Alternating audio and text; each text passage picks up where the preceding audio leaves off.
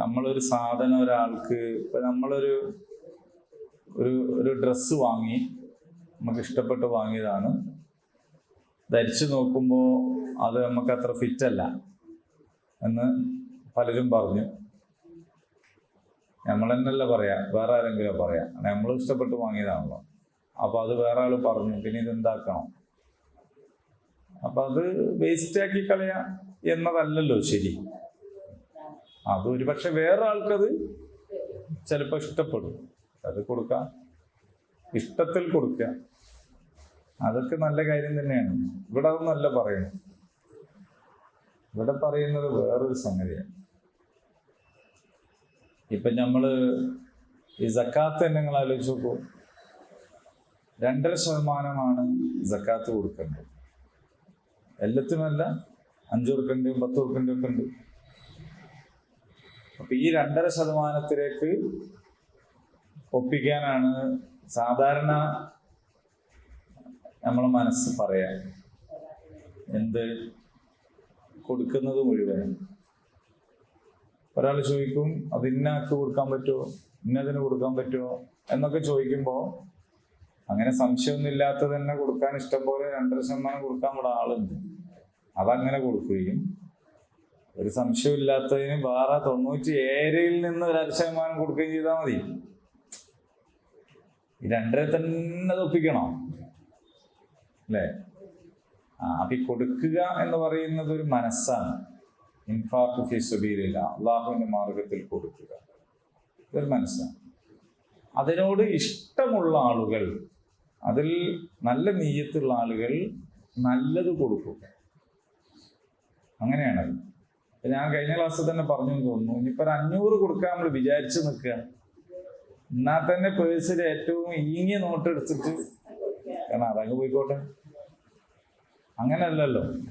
നല്ലത് കൊടുക്കും. ഒരേ മൂല്യമാണ്. 2.500 ഒരേ സാധനം കിട്ടുള്ളൂ, 500 കൂടുതൽ കിട്ടുന്നു. നല്ലത്. പിന്നെ നമ്മളെപ്പോഴും ശ്രദ്ധിക്കേണ്ടത് എന്താണെന്ന് വെച്ചാൽ, നമുക്ക് ഇഷ്ടപ്പെടുന്നത് നമ്മുടെ സഹോദരന് വേണ്ടിയും ഇഷ്ടപ്പെടണം. താൻ ഇഷ്ടപ്പെടുന്നത് തൻ്റെ സഹോദരന് വേണ്ടിയും ഇഷ്ടപ്പെടുന്നത് വരെ നിങ്ങളിൽ ഒരാൾ മുഅ്മിനാവൂല എന്നാണ്. ഇത് പുണ്യം കിട്ടൂല എന്നാ പറയും. മറ്റേത് പറഞ്ഞത് ലാ യുഅ്മിനു അഹദുക്കും, നിങ്ങളിൽ ഒരാൾ മുഅ്മിനാവൂല, നിങ്ങൾ ഇഷ്ടപ്പെടുന്നത് നിന്റെ സഹോദരനും ഇഷ്ടപ്പെടണം. അപ്പൊ നമ്മളൊരു സാധനം കൊടുക്കുമ്പോൾ നമ്മൾ ആലോചിക്കുക, എനിക്കിങ്ങനെ ഒരു സാധനം ഒരാൾ തന്നാൽ അതെനിക്ക് ഇഷ്ടപ്പെടുമോ?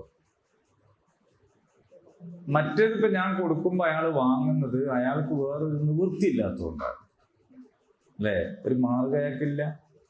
അപ്പൊ അയാളത് വാങ്ങല്ലാതെ എന്ത് ചെയ്യാനാണ് എന്ന് നിർത്താം.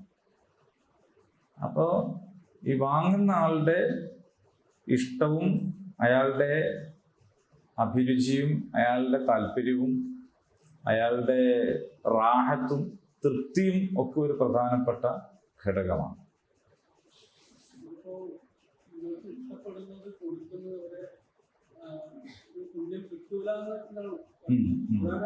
അതെ, ഇല്ല.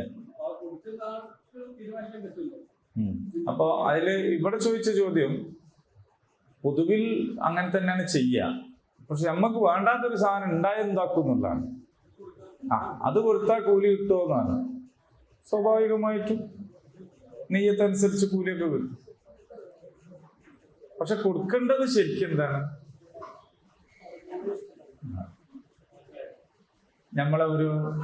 എൻ്റെ വളരെ ഇഷ്ടപ്പെട്ട ഒരാള് പലരിൽ നിന്നായി സംഭാവനകൾ സ്വീകരിച്ച് ഒരു കുടുംബത്തെ സഹായിക്കാൻ തീരുമാനിച്ചു. അങ്ങനെ നന്നായിട്ട് അധ്വാനിച്ചിട്ടുണ്ട്, കഷ്ടപ്പെട്ടിട്ടുണ്ട്. എന്തിനു വേണ്ടി? ആ കുടുംബത്തിനൊരു വീടാവട്ടെ എന്ന് കരുതിയിട്ട്. പിന്നീട് ഒരിക്കൽ സങ്കടത്തോടെ എൻ്റെ അടുത്ത് വന്നിട്ട് പറഞ്ഞു, ഒരു വിധം ഞാൻ കഴിച്ചിലാക്കി അവരെ. നിങ്ങൾ ഇങ്ങനെ മടുത്തു പോയത് എന്താ? നിങ്ങൾക്ക് പ്രശ്നം പറ്റിയത്? അതൊന്നുമില്ലാന്ന്. ഓൾക്ക് ഇന്ന ജാതി ടൈല് വേണം പോലും, ഓൾക്ക് ടോയ്ലറ്റ് ആ ജാതി വേണം പോലും, അങ്ങനെയൊക്കെയാണ് ഓല് പറയുന്നത്. എങ്ങനെങ്കിലും അത് ഒഴിവാക്കി. ഞാൻ നിങ്ങളെ മനസ്സ് എനിക്ക് മനസ്സിലായി. കാരണം ഒന്നുമില്ലാത്തൊരവസ്ഥയിൽ നിങ്ങൾ അവരെ സഹായിച്ചതാണ്. അപ്പൊ അവര് പിന്നെ അത് തന്നെ വലിയ കാര്യമാണ്. ഓക്കെ, പക്ഷെ നിങ്ങള് അവർക്ക് ടൈലെടുക്കാൻ പോകുന്നു എന്ന് പറഞ്ഞാൽ അവർക്ക് അവരുടെ ഒരു ആഗ്രഹങ്ങളോട് പറയാലോ, ഇന്ന ജാതി ടൈലായിരുന്നു നല്ലത്. പൈസ ഉള്ള ഒരാള് ഇന്നിപ്പോ ഒരു തരം ടൈൽ ഒട്ടിച്ചാൽ വേണ്ടെങ്കിൽ 6 മാസം കഴിഞ്ഞ് വേറെ ഒട്ടിക്കാം. ഇതൊന്നുമില്ലാത്ത ആ കുടുംബത്തിന് നിങ്ങൾ ഒട്ടിച്ചു കൊടുക്കുന്നത് തന്നെയാണ് ഒരു ടൈല്. അപ്പൊ പിന്നെ അൺസൈസ് ആയതും ഔട്ട് ഓഫ് ഫാഷൻ ആയതും ഔട്ട്ഡേറ്റഡ് ആയിട്ടുള്ള പലജാതി വലുപ്പം നിറവും പലജാതി പോലൊക്കെ കൂടി ആയിട്ടുള്ള ഒരു സാധനം പുരയിൽ ഒട്ടിച്ചാൽ അതിനൊരു മാറ്റാനൊന്നും കഴിയില്ലല്ലോ. അപ്പൊ ഇങ്ങനത്തതായാൽ നല്ലതായിരുന്നു എന്ന് പറഞ്ഞാൽ അത് പറയുന്നത് ഒരു തെറ്റല്ല, അവരുടെ ഒരു നന്ദികേടുമല്ല. നിങ്ങളോടുള്ള വിശ്വാസം കൊണ്ടും സ്നേഹം കൊണ്ടും നിങ്ങൾ അവരോട് കാണിച്ച ഗുണകാംക്ഷ ഉൾക്കൊണ്ടുകൊണ്ടുമാണ് എന്ത് ചെയ്യുന്നത് നിങ്ങളോട് പറയുന്നത്. അപ്പൊ നിങ്ങൾ അതിൽ വിഷമിക്കൊന്നും വേണ്ടതില്ല. വേണം നിങ്ങൾക്ക് ഇങ്ങനെ പറയാം, എന്ത് മോളെ ഇപ്പോ ഇതിനെ കഴിയുള്ളൂ എന്നൊക്കെ പറഞ്ഞ് അവരെ കൺവിൻസ് ചെയ്യിക്കാണ് വേണ്ടത്.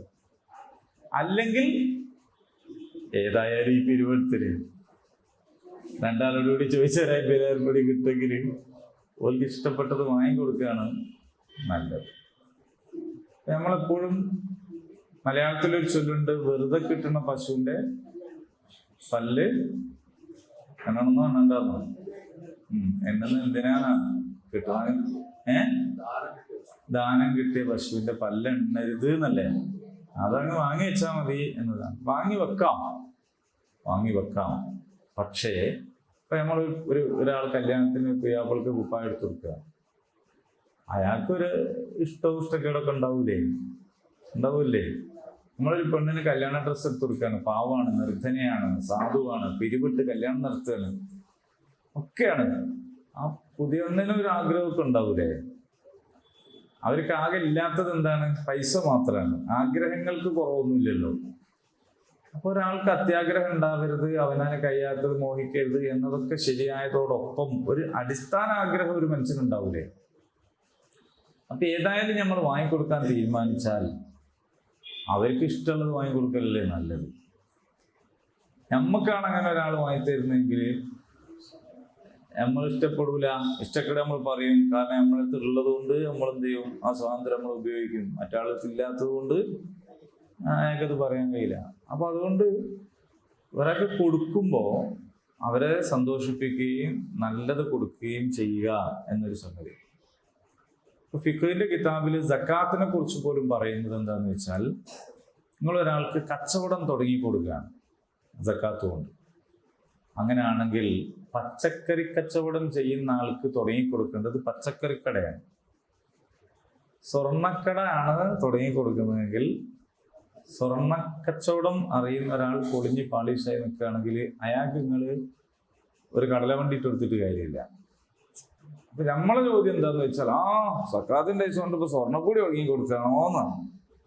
അങ്ങനെയാണ് കർമ്മശാസ്ത്ര വിധി. കാരണം പറഞ്ഞാൽ ഓന് കടല കച്ചവടം ചെയ്യാൻ അറിഞ്ഞൂടാ, ഓൻ അറിയേണ്ട കച്ചവടം എന്താണ്? സ്വർണ്ണം. അപ്പൊ ഇത് നമുക്ക് കഴിയില്ല എന്നുള്ള വേറെ കാര്യം. പക്ഷെ നമ്മൾ ഒരാൾക്ക് കൊടുക്കുമ്പോൾ ഇതൊക്കെ നമ്മളെ മനസ്സിൽ കണ്ടിട്ട് വേണം കൊടുക്കാൻ. ഇനിയിപ്പോ നിങ്ങളടുത്തുള്ള നേരത്തെ പറഞ്ഞൊരു മിക്സി, നിങ്ങൾ നല്ലൊരു മിക്സി വാങ്ങിക്കൊടുക്കുക. അതിന് കഴിയൂലെങ്കിൽ വേണ്ട, അത് കൊടുക്കുമ്പോൾ മോളെ ഇവിടെ ഇങ്ങനൊന്നും ഉണ്ടായില്ല, എനിക്ക് നന്നാക്കി എടുക്കാൻ പറ്റുകയും എടുത്തോട്ടോ, ഇല്ലെങ്കിൽ എടുക്കണ്ടേ, ഞെറങ്ങാറൊന്നും ആവണ്ടട്ടോ എന്ന് പറഞ്ഞിട്ട് വേണമെങ്കിൽ റിപ്പയർ ചെയ്തിട്ട് കൊടുക്കാം. അപ്പൊ അങ്ങനൊക്കെ ഇതിലൊരു സംഗതി സൂക്ഷിച്ചാൽ മതി. നമ്മൾ കുടുങ്ങിയും പോകരുത്. ആര് വാങ്ങിയ ആള് കുടുങ്ങിപ്പോയി. ഒരു കുടുംബത്തിൽ നിന്ന് എന്നോട് നേരെ പറഞ്ഞൊരു കാര്യമാണ്, അവര്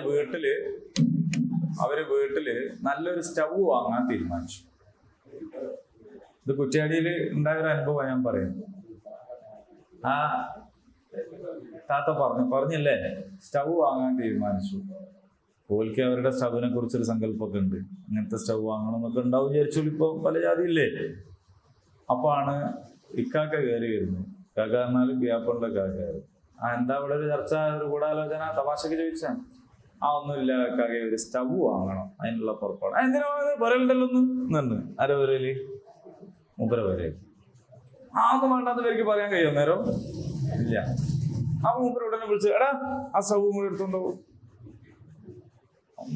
ആ സ്റ്റവ് എടുത്തോണ്ട് കൊടുത്തു. ഓരോ ഇന്ന് സ്റ്റവ്. പൈസ ഇല്ലാത്തവരൊന്നല്ലേ, ഇത് ദാനം കൊടുക്കണമെന്നല്ല.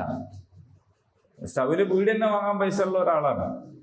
പക്ഷേ അയാളെ ഭാര്യ സ്റ്റവ് വാങ്ങണം എന്ന് പറഞ്ഞപ്പോ മൂപ്പര് ആയിക്കോട്ടെ എന്നുള്ളവർക്ക് ഇറങ്ങുമ്പോഴാണ് ഇക്കാക്കന്റെ വരവ്. ഇക്കാക്കന്റെ വരവ് നല്ലൊരു വരവൊക്കെ തന്നെയാണ്. പക്ഷെ ഇക്കാക്ക ചെയ്തതും നല്ല കാര്യം തന്നെ. കാരണം എന്താ, വെറുതെ എന്തിനാ ഓന്റെ പൈസ ഇട്ടാണ് ഇത് തിരിച്ചാക്കത്തണമെന്നല്ലുള്ളൂ. അതുപോലെ ഉണ്ട്, അത് ആവശ്യമില്ല. കൊണ്ടൊക്കെ എന്നിട്ട് ഇത് കൊടുത്ത് ഇവര് പറയാണ്, എന്താ ഇപ്പൊ ചെയ്യുക, ഇക്കാക്ക തന്ന മുതലാണ്, ഇക്കാക്ക തന്ന മുതലാണ്, അത് നമ്മൾ വേണ്ടെന്ന് അറിയാൻ പറ്റൂല. പക്ഷെ ഫലത്തിൽ സംഭവിച്ചത് എന്താന്ന് വെച്ചാൽ അതും കൊണ്ട് പോയെന്നു. അപ്പൊ അങ്ങനെ കൊടുത്തിട്ട് ഒരു ഒയലിച്ചുണ്ടായത് എന്നാണ്. അപ്പൊ ഈ ചരിത്ര സംഭവങ്ങളൊക്കെ ഞാൻ പറഞ്ഞപ്പോ മനസ്സിലായില്ല. അബൂ ത്വൽഹ റളിയല്ലാഹു അൻഹു തോട്ടം കൊടുത്തു എന്നൊക്കെ പറഞ്ഞത് അങ്ങനെ.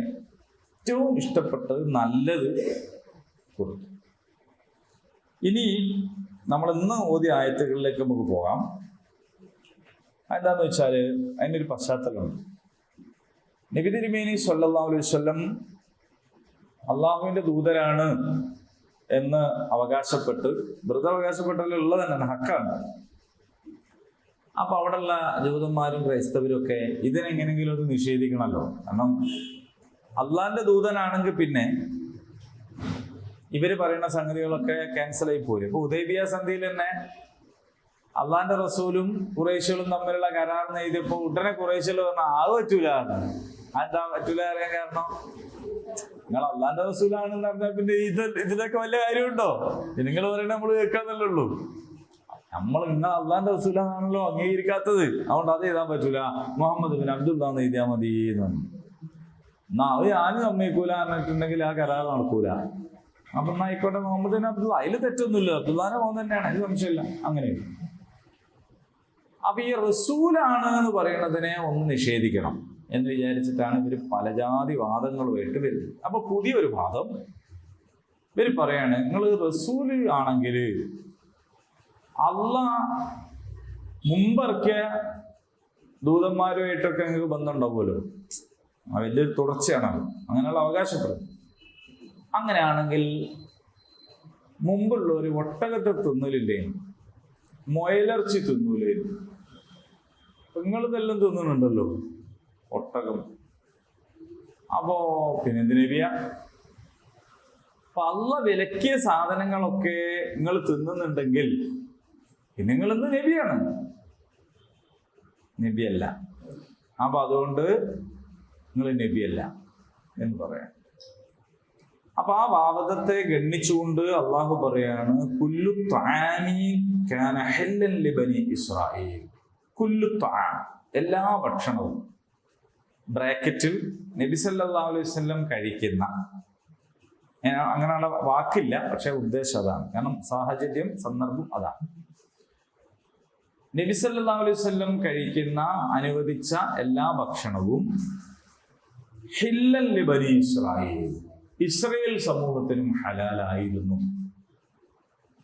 ഇല്ലാ മാ ഹറമ ഇസ്രാഈലു അലാ നഫ്സിഹി,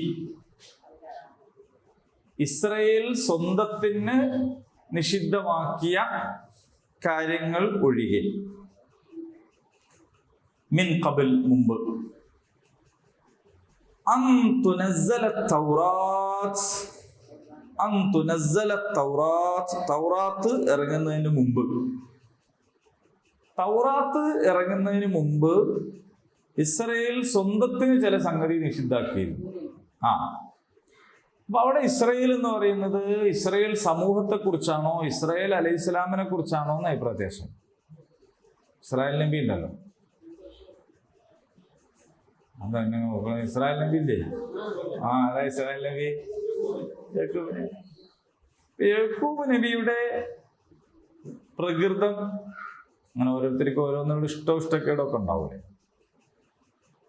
ഉണ്ടാവില്ലേ? ചില സാധനം ഇഷ്ടമല്ല, ചില സാധനം ഇഷ്ടമുണ്ട്, ഇങ്ങനെ ഉണ്ടാവും. അത് കാരണമായോ ഇനി രോഗം കാരണമായോ, ചിലർക്ക് പറ്റൂല, ഇന്ന സുഖമുള്ളവർക്ക് ഇന്നത് പറ്റൂല എന്നൊക്കെ പറയില്ലേ. അപ്പൊ അത് വേണ്ടാന്ന് വെക്കൂലേ. ഇപ്പൊ മധുരം വേണ്ട ചായക്ക് എന്ന് പറയുന്നത് എന്തുകൊണ്ടാന്ന് വെച്ചാൽ ശരിക്കും മധുരം വേണ്ടായിട്ടല്ല, മധുരം ഇപ്പൊ തന്നെ അധികമാണ്. അപ്പൊ അങ്ങനെ വേണ്ട, അത് നിഷിദ്ധമായി ഹറാമാക്കുകയാണ്, അത് വേണ്ടെന്ന് അറിയാൻ ഒഴിവാക്കുകയാണ് ചെയ്യുന്നു. അപ്പൊ ഇങ്ങനെ രോഗം കാരണമായോ അഭിരുചി കാരണമായോ ഇസ്രായേൽ അലൈഹിസ്സലാം തന്നെ വേണ്ട എന്ന് വെച്ചതിനെ കുറിച്ചാണോ ഈ പറയുന്നത്? അല്ല, ഇസ്രായേൽ സമൂഹം തന്നെ ചില ഭക്ഷണമൊന്നും വേണ്ട എന്ന് വെച്ചതിനെ പറ്റിയാണോ ഈ പറയുന്നത്? ഇപ്പോ ഇവിടെ തന്നെ ഹൈന്ദവ സന്യാസിമാരൊക്കെ ഒരാളല്ല, മൊത്തത്തിൽ പശു വേണ്ടാന്ന് തീരുമാനിച്ചു.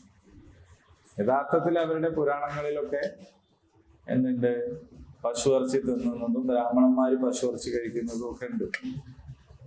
പക്ഷെ ഇപ്പോ ഒരു സമൂഹം, അതിന്റെ പിന്നിൽ ഒരുപാട് വേറെ പൊളിറ്റിക്സ് ഉണ്ട്.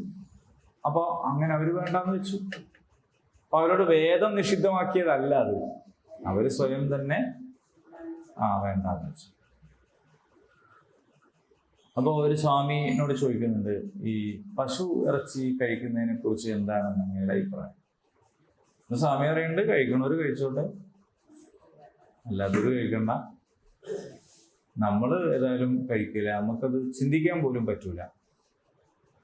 എന്തുകൊണ്ടാണ് ചിന്തിക്കാൻ പറ്റാത്തത് എന്ന് അദ്ദേഹം വിശദീകരിക്കുകയാണ്. ഏതെങ്കിലും ഒരു അമ്മ കുഞ്ഞിന് പാല് കൊടുക്കാൻ കഴിയാതെ വന്നാൽ, അല്ലെ അമ്മ മരിച്ചു പോയാൽ, ആ കുഞ്ഞിന് പിന്നെ കൊടുക്കാറുള്ളത് പശുവിൻ പാലാണ്. ആട്ടിൻപാല്, കഴുതപ്പാല്, പലജാതി പാലുണ്ടെങ്കിലും കുട്ടിക്ക് ഏറ്റവും ഫിറ്റ് ആവുക അമ്മയുടെ പാല് കഴിഞ്ഞാൽ പിന്നെ പശുവിൻ്റെ പാല്. അപ്പോ ആ പാല് കഴിച്ച് വളർന്ന് പാല് തന്ന ആ അമ്മയെ പിന്നെ എങ്ങനെയാണ് വെട്ടി അറുത്ത് തിന്നുക? അമ്മന്റെ പാല് വെറ്റിയാൽ പിന്നെ അമ്മനെ ആരെങ്കിലും വെട്ടിമുറിച്ച് തിന്നോ? അപ്പൊ പശു മാതാവിന്റെ സ്ഥാനത്തായതിനാൽ നമുക്ക് അത് അചിന്യമാണ്, അങ്ങനെ ചിന്തിക്കാൻ തന്നെ കഴിയില്ല. ഏത് പശുവിനെ തിന്നുക എന്ന് പറയുന്നത് ചിന്തിക്കാൻ കഴിയില്ല, മാതാവിന്റെ സ്ഥാനത്താണ്. പിന്നെ ഇപ്പൊ പല ജാതി വാർത്തകളും കേൾക്കുന്നില്ലേ നിങ്ങൾ? അമ്മയെ കൊന്നു, അമ്മയെ ബലാത്സംഗം ചെയ്തു എന്നൊക്കെ പറഞ്ഞ വാർത്ത കേൾക്കുന്നില്ലേ? അങ്ങനെ ആരെങ്കിലും പശുവിനെ തിന്നുന്നുണ്ടെങ്കിൽ നമുക്കൊന്നും ചെയ്യാൻ പറ്റില്ലല്ലോ. വളരെ സിമ്പിളാണ് മറുപടി. പക്ഷെ ആ സിമ്പിളായ മറുപടി അരികൾ രക്തം പൊടിയുന്നതും ഒക്കെയാണ്. അപ്പോ അതുകൊണ്ട് അചിന്യമാണ് എന്ന് പറയും. അമ്മന്റെ പാല് പറ്റിയാൽ അമ്മനെ അർത്ഥ തിന്നാതിരിക്കുക മാത്രമല്ല, അമ്മയെ പരിചരിക്കുകയും അമ്മയെ കൂടെ കൊണ്ട് നടക്കുകയും അമ്മയെ ചികിത്സിക്കുകയും മരണം വരെ പോറ്റുകയും ചെയ്യൂലേ നല്ല മക്കള്, അല്ലേ? കറവ പറ്റിയ പശുക്കളെ വെട്ടി അറുത്ത് പാക്കറ്റാക്കി ഗൾഫിലേക്ക് ഫ്രോസൺ ചെയ്ത് വിടുക. നമ്മളെ തിന്നൂല എന്നുള്ളത് മാത്രമല്ലല്ലോ പ്രശ്നം. അപ്പൊ ഇതൊക്കെ പറയുന്ന ന്യായങ്ങൾ, അങ്ങനെ ന്യായങ്ങൾ പറഞ്ഞുകൊണ്ട് ഒരു സമൂഹം മൊത്തം തന്നെ സ്വന്തത്തിൽ അത് നിഷിദ്ധമാക്കിയിരിക്കുകയാണ് പശു. പക്ഷെ അവരുടെ പൂർവികർ ദശരഥന്റെ അശ്വമേധയാഗത്തിൽ 1000 പശുക്കൾ അറുത്തിരുന്നു. ഇങ്ങനെയൊക്കെയുള്ള കോട്ടിങ്സ് നമുക്ക് പഴയ സംഗതികളിൽ കാണാൻ പറ്റും. അപ്പോ ബലി കൊടുത്തതും അല്ലാണ്ട് തന്നെ മാംസം തിന്നതും ഒക്കെ ആയിട്ടുള്ള കാര്യങ്ങൾ.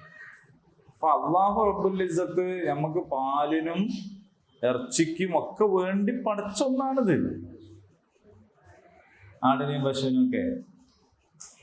ആന പെറുമ്പോലല്ല പശു പെറുക. കാരണം ആനനെ നമുക്ക് തിന്നാൻ ഉണ്ടാക്കിയതല്ല, അതുകൊണ്ട് കുറച്ച് ആന മതി. ആനപ്പേറ് ഇത്തിരി ഉണ്ടാവും. പശു അങ്ങനല്ല. ആന പെറുന്ന ആ കാലയളവ് പശുവിന് വേണ്ട. അത്ര കാലം കഴിഞ്ഞിട്ടല്ല പശു ഗർഭം ധരിക്കുക. എന്താ പ്രകൃതി അല്ലെങ്കിൽ അള്ളാഹു എന്ത് ചെയ്തിരിക്കുന്നത്? നമുക്ക് തിന്നാൻ ആവശ്യമുള്ള സാധനമായിട്ടാണ് അത് അത്രയും പടച്ചിട്ടുള്ളത്. മനസ്സിലായില്ലേ? അപ്പൊ അതിന് പിന്നെ ഒന്നിനെ മാതാവാക്കാനും വേറൊന്നിനെ അങ്ങനെ അല്ലാതാക്കാനും ഒന്നും പ്രത്യേകിച്ച്. അപ്പൊ അങ്ങനെയാണെങ്കിൽ പശു അങ്ങനെ മാതാവായിട്ട് പോയി. പിന്നെ കുറച്ച് കഴിഞ്ഞ് നോക്കുമ്പോൾ ആട്ടുംപാല് കുടിക്കണവരൊക്കെ ആടിനെ മാതാവായിട്ട് കണ്ടു. എരുമപ്പാല് കുടിക്കണ ആളുകളൊക്കെ എരുമനെ മാതാവ്, അങ്ങനെ ഓരോന്നിനെയും മാതാവായിട്ട് കണ്ടാലും ഇവിടെ എത്തും. അതൊക്കെ വെറുതെ. ഇനി ഒരാൾക്ക് സ്വന്തം ഒരു ഇഷ്ടം അല്ലെ ഒരു ഇഷ്ടക്കേട്, അത് ഇസ്ലാം അംഗീകരിക്കുന്ന ഒരു കാര്യമാണ്. ചിലതിനോട് വേണ്ടായിക തോന്നും, ചിലത് ഇഷ്ടം തോന്നും. അള്ളാഹു ഹറാമാക്കാത്ത മുഴുവൻ സംഗതികളും ഇഷ്ടമുള്ളവർക്ക് കഴിക്കുക. നിങ്ങൾക്ക് ഇഷ്ടമുണ്ടെങ്കിലും അള്ളാഹ് ഹറാമാക്കിയിട്ടുണ്ടെങ്കിൽ പിന്നെ കഴിക്കാൻ പറ്റും. പന്നിയിറച്ചി ആ ഫാമിൽ നല്ല വൃത്തിയാണ്, ഉഷാറാണ് എന്ന് വിചാരിച്ചിട്ട് കാര്യമില്ല. അത് അള്ളാഹ് ഹറാമാക്കിയത് അത് കഴിക്കാൻ പറ്റാത്ത. എന്നാലും പന്നി മുസ്ലിമാണ്. അള്ളാഹ് പറഞ്ഞല്ലേ, നേരത്തെ പറഞ്ഞല്ലോ, ഫായറ ദീനില്ലാഹി യബൂൻ വലഹു അസ്ലമ മൻ ഫി സമാവാതി വൽ അർദ്. ആകാശഭൂമിയുള്ളതൊക്കെ മുസ്ലിമാണ്. പന്നി മുസ്ലിമാണ്. നായയും മുസ്ലിമാണ്. നായ മുസ്ലിമല്ലേ? എന്താ നിങ്ങൾക്ക് ഒരു ബേജാറ്? ആ നായി എന്ന് പറഞ്ഞാല് കാഫിറല്ല, പന്നിയും കാഫിറല്ല. പന്നി വെറുക്കപ്പെടേണ്ട ഒരു സാധനമല്ല. പന്നി മാംസം നിങ്ങൾ തിന്നരുത് എന്നേ ഉള്ളൂ. അല്ലാതെ പന്നി അള്ളാഹു ഇവിടെ ഉണ്ടാക്കിയ ഏറ്റവും നല്ലൊരു ക്ലീനിങ് സിസ്റ്റമാണ് പന്നി എന്ന് പറയുന്നത്. എത്ര വൃത്തിയായിട്ട് സാധനം ഉണ്ടേതുള്ളൂ. ഒരു വിഷമമില്ലാണ്ട്. അപ്പൊ അതിനും ആണല്ലോ ഒരു ജീവി. എന്നാ കുറച്ചാണ് അതിന് പോയി നിങ്ങൾ തിന്നണ്ടെന്നാണ്. അപ്പൊ നമുക്ക് ഇതിനോടൊക്കെ ഉള്ള ഒരു സമീപനം, അള്ളാഹുവിന്റെ സൃഷ്ടി എന്നുള്ള നിലയിൽ നമ്മൾ അതിനോട് കാരുണ്യം കാണിക്കുകയും അതും അള്ളാഹുവിനെ അനുസരിച്ച് ജീവിക്കുന്ന ഒരു പടപ്പാണ്. അതുകൊണ്ട് അതും മുസ്ലിമാണ്. അങ്ങനെയാണ്. ഒരു സ്വകാര്യമാണ് എന്ന് വെച്ചാല് അള്ളാഹിനെ അനുസരിക്കാത്ത, നിസ്കരിക്കാത്ത, പടച്ചവന്റെ കൽപ്പനകളൊന്നും ചെവിക്കൊള്ളാത്ത രണ്ട് കാലുള്ളൊരു മനുഷ്യനും ഒരു പന്നിയും അടുത്തടുത്ത് നിൽക്കുകയാണെങ്കിൽ ദറജയിൽ വ്യത്യാസമുണ്ട്. പന്നി മുസ്ലിമാണ്. വ്യത്യാസമില്ല എന്നല്ല നിങ്ങൾ പറയേണ്ടത്. പന്നി അള്ളാഹിനെ മാത്രം അനുസരിക്കുന്ന, അള്ളാഹ്ക്ക് മാത്രം ഇബാദത്ത് ചെയ്യുന്ന, അള്ളാഹുവിന്റെ മാത്രം അധികാരത്തെ അംഗീകരിക്കുന്ന ഒരു പടപ്പാണ് പന്നി. മറ്റേതോ അള്ളാഹിനെ അംഗീകരിക്കാത്ത, അള്ളാഹുവിനെ കീഴ്പ്പെടാത്ത ആണ്. ഈ അള്ളാന്ന് പറഞ്ഞുകൊണ്ട് നിങ്ങൾക്ക് ചെറിയൊരു വിഷമം തോന്നുന്നത് അങ്ങനെ പറയാൻ. സൃഷ്ടാവ് എന്ന് പറഞ്ഞോളി, ഈശ്വരൻ എന്ന് പറഞ്ഞോളി, ദൈവം എന്ന് പറഞ്ഞോളി. അള്ളാന്ന് പറയുമ്പോഴാണല്ലോ നിങ്ങൾക്ക് അള്ളാഹിനെ അനുസരിക്കാത്തെന്ന് പറയുമ്പോഴത്തേക്ക് മറ്റു മതസ്ഥരായ ആളുകൾ മുഖത്ത് വരുന്നത്. ഞാൻ മറ്റു മതസ്ഥരെ കുറിച്ചല്ല പറയുന്നു. നല്ല അറബി പേരൊക്കെ ഉള്ള, തലക്കെട്ടും താടിയും ഒക്കെ ഉള്ള ഒരാളാന്ന് വിചാരിച്ചോളി. ആൾ അള്ളാഹിനെ അംഗീകരിക്കുന്നില്ലെങ്കിൽ, തൊട്ടപ്പുറത്ത് നിൽക്കുന്ന ഒരു നായയും അള്ളാഹിനെ അംഗീകരിക്കുന്ന ഒരു നായയും ഉണ്ടെങ്കിൽ പദവിയിൽ ആരാ മെച്ചം? സിമ്പിളല്ലേ? വളരെ സിമ്പിളാണ്, വളരെ സിമ്പിളാണ്. അല്ല, അള്ളാഹ് പറഞ്ഞു അങ്ങനെ, എന്നിട്ട് അള്ളാഹ് തന്നെ തിരുത്തി. ഉലൈക കൽ അൻആം ബൽ ഹും അളൽ. ആയിട്ടിങ്ങനെ നാക്കാലികളെ മാതിരിയാണെന്ന് പറഞ്ഞു. പെട്ടെന്ന് ഉടനെ അള്ളാഹ് തന്നെ പറയാണ് ബൽ ഹും അളൽ. അള്ളാഹ് തെറ്റിപ്പോയിട്ടല്ല, അതിന്റെ ഒരു ഗൗരവം മനസ്സിലാക്കാനാണ് ആദ്യം പറഞ്ഞത്. അല്ലാണ്ട് ആദ്യം തന്നെ അള്ളാഹ് ഇങ്ങനെ പറഞ്ഞാൽ പോരെ. അവർ നാൽക്കാലികളെ പോലെയാകുന്നു. ബൽഹും അല്ല, അതിനേക്കാൾ താഴെയാകുന്നു. അപ്പൊ പദവിയിൽ അതിനേക്കാൾ താഴെയാണ്. അപ്പൊ സർവശക്തനായ ദൈവം തമ്പുരാനെ, ഹിന്ദുവിന്റെയും മുസ്ലിമിന്റെയും ക്രിസ്ത്യാനിന്റെയും ഒക്കെ സാക്ഷാൽ സൃഷ്ടാവായ ദൈവത്തിന് കീഴ്പ്പെടാത്ത ഒരാൾ ഇതിനേക്കാൾ താഴെയാണ് എന്നത് വളരെ സിമ്പിളായ ഒരു കാര്യമാണ്. യജമാനനെ അംഗീകരിക്കുന്നു, നമ്മൾ അംഗീകരിക്കാതിരിക്കുന്നു എന്ന വ്യത്യാസമാണ് അതുള്ളൂ. അപ്പോൾ അലാ നഫ്സിഹി മിൻ ഖബൽ അൻ തുനസ്സല തൗറാത്ത് ഖുൽ, പറയുക, ഫഅതു ബിത്തൗറാത്ത്, നിങ്ങൾ തൗറാത്ത് കൊണ്ടുവരൂ. പ്രമാണം തൗറാത്ത് കൊണ്ടുവരൂ. ഫത്ലുഹ, എന്നിട്ട് നിങ്ങളത് വായിക്കൂ. ഇൻ കുൻതും സാദിഖീൻ, നിങ്ങൾ സത്യസന്ധരാണെങ്കിൽ. എന്നിട്ട് അതിലുണ്ടോ എന്ന് പറഞ്ഞേരി. ഒട്ടകം തിന്നാൻ പാടില്ല എന്നുണ്ടെങ്കിൽ മുയലിന് തിന്നാൻ പാടില്ല. നബി സല്ലല്ലാഹു അലൈഹി വസല്ലം കഴിക്കുന്ന ഏതെങ്കിലും ഒരു ഭക്ഷണം കഴിക്കാൻ പാടില്ല എന്ന് തൗറാത്ത് പറഞ്ഞിട്ടുണ്ടോ നോക്കുക. നിങ്ങൾ കഴിക്കുന്ന കുറെ സാധനം കഴിക്കണ്ടെന്ന് തൗറാത്ത് പറഞ്ഞിട്ടുണ്ട്. മദ്യം കഴിക്കരുതെന്ന് തൗറാത്തിലുണ്ട്, പന്നിയിറച്ചി തിന്നരുതെന്ന് തൗറാത്തിലുണ്ട്. ഈ ഓൾഡ് ടെസ്റ്റ്മെന്റ് അല്ലെങ്കിൽ പഴയ നിയമത്തെ നിങ്ങൾ അലമാരയിൽ സൂക്ഷിച്ചിട്ടാണ് എന്ത് ചെയ്യുന്നത്? ഈ പന്നിയിറച്ചി തിന്നാണ്. ഇപ്പൊ ഞങ്ങളോട് ദേഷ്യം പിടിച്ചിട്ട് തോന്നെ തിന്നാണ് ചില ആൾക്കാർ. ആർക്ക് പോയി? പന്നിയിറച്ചി അവനാന്റെ തടിക്ക് പറ്റാത്തൊരു മുതലും കൂടിയാണ്. പക്ഷെ നമ്മളോട് ദേഷ്യം പിടിച്ചിട്ട് പന്നിയിറച്ചി തോന്നെ തിന്നാണ്. ദേഷ്യം പിടിച്ച് തിന്നാൽ തന്നെ അത് ശരീരത്തിന് പ്രശ്നം ഉണ്ടാകും. യഥാർത്ഥത്തിൽ നിങ്ങളെ കിതാബിൽ അത് തിന്നരുതെന്നുണ്ട്.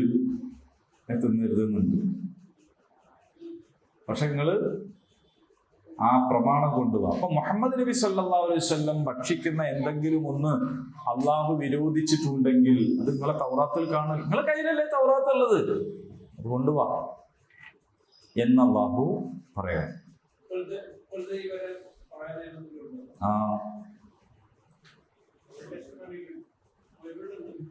പക്ഷെ അവരെന്ത് ചെയ്യുന്നില്ല എന്ന് വെച്ചാല് അത് അംഗീകരിക്കുന്നില്ല. അത് പഴയ നിയമല്ലേ എന്ന് ചോദിക്കാം. അതിലെന്തെല്ലാം നിരോധിച്ചിട്ടുണ്ട്? വിഗ്രഹാരാധന നിരോധിച്ചിട്ടുണ്ട്. എന്നിട്ടോ അതിപ്പോ നമ്മളെ സമുദായത്തിൽ തന്നെ അള്ളാഹു തൗഹീദ് പഠിപ്പിച്ചിട്ട് പറയാണ്, നിങ്ങൾ നിങ്ങളുടെ പൂർവികരോട് ചോദിച്ചു നോക്കൂ, ഇങ്ങനെ തന്നെ അല്ലേ എന്ന് ചോദിച്ചു നോക്കൂ. ആ ആയത്തെടുത്തിട്ടാ പറയണത് പൂർവികരോട് ചോദിക്കാൻ അള്ളാഹ് പറഞ്ഞാണല്ലോ. എന്താ അതിന് പറയാം? നിങ്ങൾ അള്ളാഹ്ക്ക് മാത്രം അടിമപ്പെടണം എന്നാണ് അള്ളാഹ് പഠിപ്പിച്ചത്. നിങ്ങളെ പൂർവികരോട് ചോദിച്ചു നോക്കൂ, ഇങ്ങനെ തന്നെ അല്ലേ പഠിപ്പിച്ചത്. ആ ആയത്തെടുത്തിട്ട് പറയാണ് അള്ളാഹിനോട് മാത്രമൊന്നല്ല പൂർവികരോടും ചോദിക്കാൻ അള്ളാഹ് പറഞ്ഞിരിക്കുന്നു. നമുക്ക് നോക്കാം. ആപങ്ങൾ ആലോചിച്ച് നോക്കൂ. അപ്പൊ അള്ളാഹിനെ മാത്രം ഇബാദത്ത് ചെയ്യണമെന്ന് പഠിപ്പിച്ച ആയത്ത് തന്നെ അതല്ലാത്തവരെ വിളിച്ച് പ്രാർത്ഥിക്കാൻ ഉപയോഗിക്കുന്ന തരികിട. ആ തരികിടയാണ് പഴയ കാലത്ത് എന്താക്കിയത്? കാണിച്ചത്. നമ്മൾ ചാണിന് ചാണായും മുഴത്തിന് മുഴമായും ഇവരെന്ത് ചെയ്യാണ്? അംഗീകരിക്കുകയും പിന്നാലെ കൂടുകയുമാണ് ചെയ്യുന്നത്. അപ്പൊ ഈ ജാതി ആരോപണവുമായിട്ട് വരുന്ന നിങ്ങളുടെ കയ്യിലുള്ള തൗറാത്ത് കൊണ്ടുവരൂ എന്ന് പറയാം.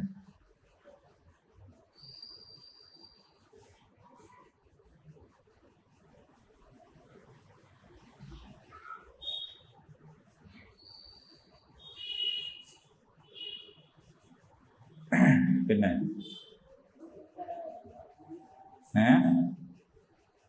എന്താ ചോദിച്ചേ? അതെ, ഓതിത്തരാം. അവസാനം നോക്കി.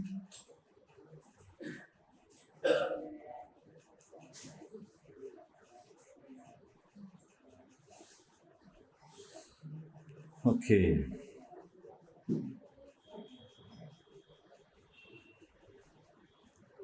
പിന്നെ അള്ളാഹു പറയാണ്, ഫമനിഫ്തറാ അലല്ലാഹിൽ കദിബ്,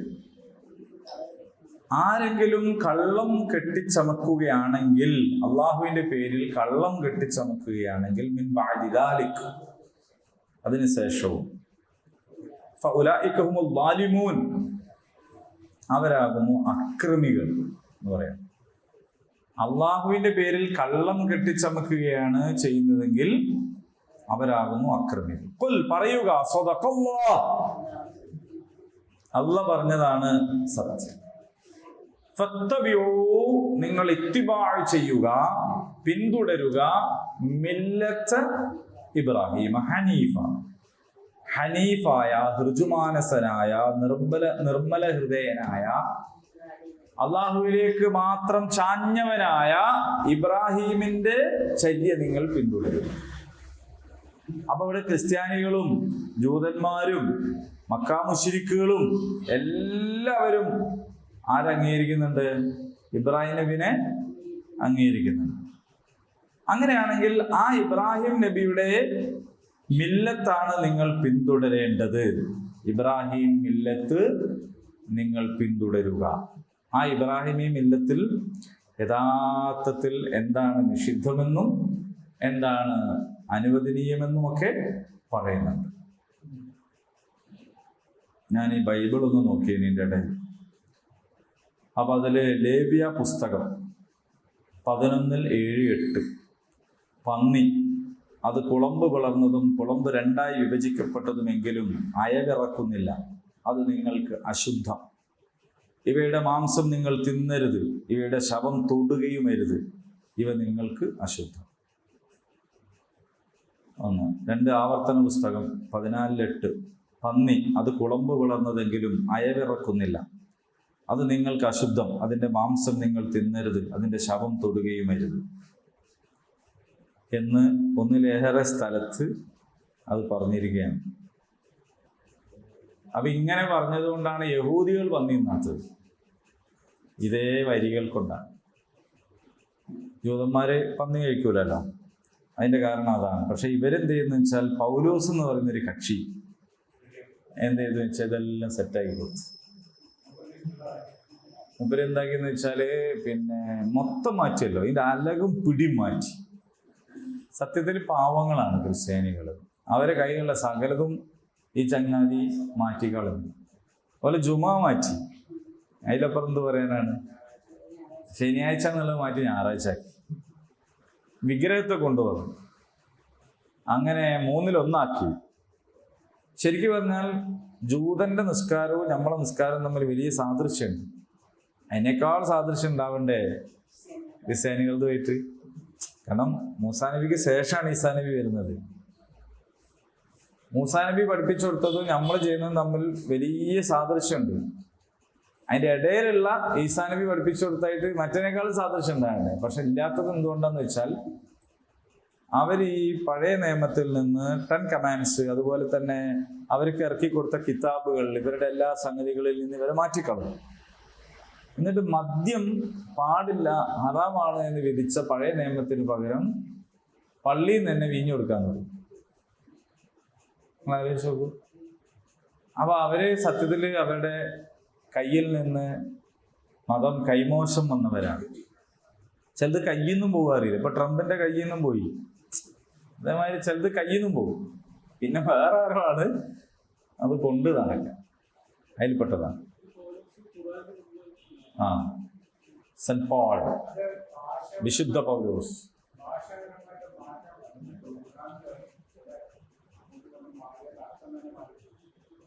അതിനെപ്പറ്റി ഇവിടെ പറയുന്നുണ്ടല്ലോ. നമ്മൾ ഇതിന്റെ മുമ്പ് അത് വായിച്ചു. നമ്മൾ വായിച്ചപ്പോൾ അതിൽ പറഞ്ഞു ചില പദങ്ങൾ എന്ത് ചെയ്തിട്ടുണ്ടെന്ന് വെച്ചാൽ അവർ വക്രീകരിച്ചുകൊണ്ട് പറയുകയാണ് ചെയ്യുന്നത്. ചില പദങ്ങളെ അവരെന്ത് ചെയ്യുന്ന വെച്ചാൽ തെറ്റിച്ചു പറയും. അങ്ങനെ തെറ്റിച്ചു പറഞ്ഞിട്ട് ഇവരെ വഴിതെറ്റിക്കുകയാണ് ചെയ്തത്. അവര് അറബികളെ അങ്ങനെ തന്നെ വഴിതെറ്റിക്കാൻ വേണ്ടിയിട്ട് ശ്രമിച്ചിട്ടുണ്ട്. അക്ഷരങ്ങൾ മാറ്റി പറഞ്ഞിട്ട് സലാം പറയുന്നവർക്ക് അവര് അക്ഷരങ്ങൾ മാറ്റിയില്ലേ, അസ്സലാമു അലൈക്കും എന്നൊക്കെ പറഞ്ഞിട്ട്. അങ്ങനെ ബൈബിൾ ഓതുമ്പോൾ അവരെന്ത് ചെയ്തു എന്ന് വെച്ചാൽ അങ്ങോട്ടും ഇങ്ങോട്ടൊക്കെ മാറ്റുകയൊക്കെ ചെയ്തു എന്നുള്ളതാണ്. ഈ സെന്റ് പോളിന്റെ കാലം എന്ന് പറയുന്നത് AD 5-നും 10-നും ഇടയിലാണ്. അപ്പോ അവിടെ വെച്ച് ആണ് അദ്ദേഹം ഈ പറഞ്ഞ പണികൾ കംപ്ലീറ്റ് ചെയ്തത്.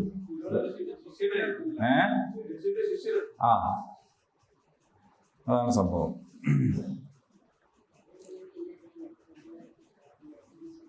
പക്ഷെ അവർക്ക് അത് മനസ്സിലാവണില്ല. എന്ത് ചെയ്യാനാണ്? പൗലോസ്. ഓക്കെ, നമ്മൾ തിരിച്ചു വരാം.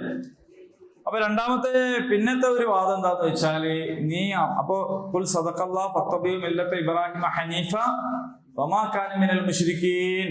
ഇബ്രാഹിം നബി ശിർക്ക് ചെയ്തിരുന്നില്ല, ശിർക്ക് ചെയ്യുന്നവനായിരുന്നില്ല. അപ്പൊ നിങ്ങൾ ഇബ്രാഹിമിന്റെ മില്ലത്തിനെ പിന്തുടരുക. ഈ പറഞ്ഞ ഇസ്രായേലിന്റെ പിതാവ്, ഇസ്ഹാക്കിന്റെ പിതാവ് അബ്രഹാം, അതാണല്ലോ ഇബ്രാഹിം. ആ മില്ലത്ത് പിന്തുടരുക എന്ന് പറയാം. അതെല്ലാവർക്കും ബാധകമാണ്. അതായത് യഹൂദികൾക്ക് ബാധകമാണ്, ക്രിസ്ത്യാനികൾക്ക് ബാധകമാണ്, മക്ക മുശ്രിക്കുകൾക്കും ബാധകമാണ്. കാരണം അവർ ഇസ്മായിൽ നബി വഴി എന്ത് ചെയ്യുന്നുണ്ട്? ഇബ്രാഹിം നബിന്റെ അടുത്ത് എത്തുന്നുണ്ട്. ഇനി അപ്പുറത്തുള്ള വേറൊരു ശൃംഖല എന്ന് പറയുന്നത് ഷുഐബ് നബിന്റെതാണ്, മദിയൻ ഗോത്ര. ആ വഴി അവരും ഇബ്രാഹിം നബിന്റെ അടുത്ത് എത്തുന്നുണ്ട്. അതുകൊണ്ടാണ് അബുൽ അംബിയ എന്ന് ഇബ്രാഹിം നബിനെ പറ്റി പറയുന്നത്. നിങ്ങൾ ഇബ്രാഹിം അലൈഹി സ്വലാമിന്റെ മില്ലത്ത് പിന്തുടരുക. അപ്പൊ ചോദ്യം അല്ലെങ്കിൽ വേറൊരു ആരോപണം എന്താന്ന് വെച്ചാൽ, അള്ളാന്റെ അടുത്ത ആളാണ്, അള്ളാന്റെ റസൂലൊക്കെ ആണെങ്കിൽ പിന്നെന്ത് ഈ കഅബന്റെ മുകളിൽ ഇങ്ങനെ ചുറ്റി തിരിയണത്? ബൈത്തുൽ മുഖദ്ദിസ് അല്ലേ ശരിക്കും ഉള്ളത് എന്ന് ചോദിക്കാം. അപ്പോഴാണ് അള്ളാഹ് പറഞ്ഞത് ഇന്ന അവ്വല ബൈത്തിൻ വുദിഅ ലിന്നാസ് ലല്ലദീ ബിബക്കത മുബാറകൻ വഹുദൻ ലിൽ ആലമീൻ. നിശ്ചയമായിട്ടും അവ്വല ബൈത്ത്, ആദ്യത്തെ ഭവനം, വുദിഅ ലിന്നാസ്, ജനങ്ങൾക്ക് വേണ്ടിയുള്ള നിർമ്മിക്കപ്പെട്ട ആദ്യത്തെ ഭവനം, ലല്ലദീ ബിബക്ക, ബക്കയിൽ ഉള്ളതാണ്. എവിടെ ഉള്ളതാണ്? ബക്ക. അത് അച്ഛൻ തെറ്റിപ്പോയതാ? ഒന്നുമില്ല. മക്ക എന്ന് പറയുന്ന അടുത്ത് ബക്ക എന്ന് ആയിപ്പോയതല്ല, മക്കയുടെ ഒരു പേരാണ് ബക്ക. ഉമ്മുൽ ഖുറ എന്ന് വേറൊരു പേരുണ്ട് അല്ലേ? മക്കൾക്ക് ഒരുപാട് പേരുകളുണ്ട് കേട്ടോ. മക്കൾക്കല്ല, മക്കൾക്ക് ഒരുപാട് പേര്. മക്ക, ബക്ക. മക്ക എന്ന് ഖുറാനിൽ പറഞ്ഞു, ബക്ക എന്ന് പറഞ്ഞു, ഉമ്മുൽ ഖുറ ഒക്കെ പറഞ്ഞു. അപ്പൊ ഇവിടെ ബക്ക, ബക്ക എന്ന് പറയുന്നതിന്റെ പദ അർത്ഥം തൊലികൾ തമ്മിലൊരയുന്ന എന്നാണ്. തൊലി തമ്മിലൊരയുക എന്ന് പറഞ്ഞാൽ അവിടെ നമുക്കറിയാലോ, തവാഫും സഅയും സംഗതിയും ഒക്കെ നടക്കുമ്പോൾ മനുഷ്യന്മാരും കറുത്തവനും വെളുത്തവനും ഒക്കെ തമ്മിൽ തട്ടി തൊലികൾ ഉരയും. പിന്നെ ഇവിടുന്ന് അജ്ജും ഉംറയ്ക്കൊക്കെ പോണവർക്ക് അറിയാം, നടന്ന ശീലമില്ലാത്തവന്റെ അവനാന്റെ കാല് തന്നെ തമ്മിൽ ഒരിഞ്ഞിട്ട് പൊട്ടി. അപ്പൊ തൊലികൾ തമ്മിൽ അറിയും. ഈ ബക്ക എന്ന് പറയുന്നത് കഅബ നിൽക്കുന്ന ആ പ്രദേശത്തിന് പറയുന്നതാണ് എന്നും അഭിപ്രായമുണ്ട്. മൊത്തം മക്ക എന്ന് പറയും, ആ കഅബ നിൽക്കുന്ന സ്ഥലമുണ്ടല്ലോ, അതിനാണ് ബക്ക എന്ന് പറയുന്നത്. എന്തായാലും ഖുർആനിൽ വന്നിട്ടുള്ള ഒരു പദമാണ് ബക്ക. ലല്ലദീ ബിബക്കത മുബാറക, അനുഗ്രഹീതമായിട്ടുള്ള മക്കയിൽ ഉള്ളത് തന്നെയാണ് ആദ്യത്തെ ദേവാലയം. വഹുദൻ ലിൽ ആലമീൻ, ലോകർക്ക് മാർഗദർശനവുമാണ്. അപ്പൊ ഇബ്രാഹിം നബിയാണ് ഇത് ഉണ്ടാക്കിയതല്ലോ. ഇത് നമ്മള് ഏതോ ഒരു ക്രിസ്ത്യാനികൾക്ക് അറിഞ്ഞുകൂടാത്ത, യഹൂദികൾക്ക് അറിഞ്ഞുകൂടാത്ത ഏതോ ഒരാൾ ഉണ്ടാക്കിയതല്ല. ഇതുണ്ടാക്കിയത് ഇവർക്ക് എല്ലാവർക്കും വേണ്ടപ്പെട്ട ആൾ തന്നെയാണ് ഉണ്ടാക്കിയിട്ടുള്ളത്. ജനങ്ങൾക്ക് വേണ്ടിയുള്ളതാണ്. തൊലി തമ്മിൽ തട്ടുന്നതിനെ കുറിച്ച് പറയുമ്പോഴേ, ഇന്നലെ ഞാൻ ഒരു ഹജ്ജ് ക്യാമ്പിൽ ഹജ്ജ് ക്ലാസ് എടുത്തു, കർമ്മങ്ങൾ പഠിപ്പിച്ചു കൊടുത്തു കഴിഞ്ഞപ്പോൾ ഒരാളെ ചോദിച്ചു, നിങ്ങൾ പറഞ്ഞു തവാഫ് ചെയ്യുമ്പോൾ പൊതുവാണ്. അപ്പൊ ഈ പെണ്ണുങ്ങളും ആണുങ്ങളും എല്ലാം കൂടിയാണല്ലോ, അവർക്ക് വേറെ വേറെ ഇല്ലല്ലോ, ലേഡീസ് ഓൺലി കാബല്ലല്ലോ. അപ്പോ തൊട്ടൊക്കെ പോകൂലേ, അപ്പൊ ഇങ്ങനെ എന്ത് ചെയ്യും? അപ്പോ സ്ത്രീ പുരുഷന്മാർ പരസ്പരം സ്പർശിച്ചാൽ ഒതുമുറിയും എന്ന നിലക്കാണ് ആ ചോദിക്കുന്നത്. എന്താ ചെയ്യാ? തൊട്ടു ഒതുമുറിഞ്ഞു, പോയി ഒതുർത്തു, പിന്നെയും വന്നു തട്ടി ഒതുങ്ങും, പിന്നെ സായി പിന്നെ വേറെ സ്ഥലത്ത് നടത്തേണ്ടി വരില്ല. ഇതന്നെയായിരിക്കും സായി. കാരണം ഒതുർക്കുക, വരിക, ഒതുമുറിയ, പോവുക, ഒതുർക്കുക, ഒതുങ്ങുക. എങ്ങനെയാ?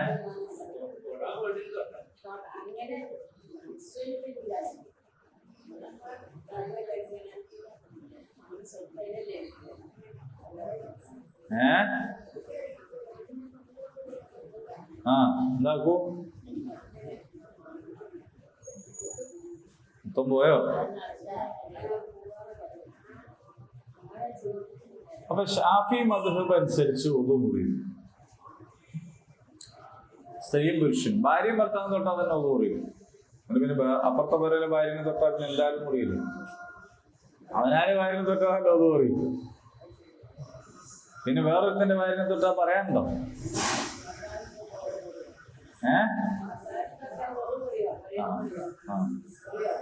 ഷാഫി മദ്ഹബ് അനുസരിച്ച് ഉമ്മന്റെ ഭർത്താവിനെ തൊട്ടോ പറയില്ല.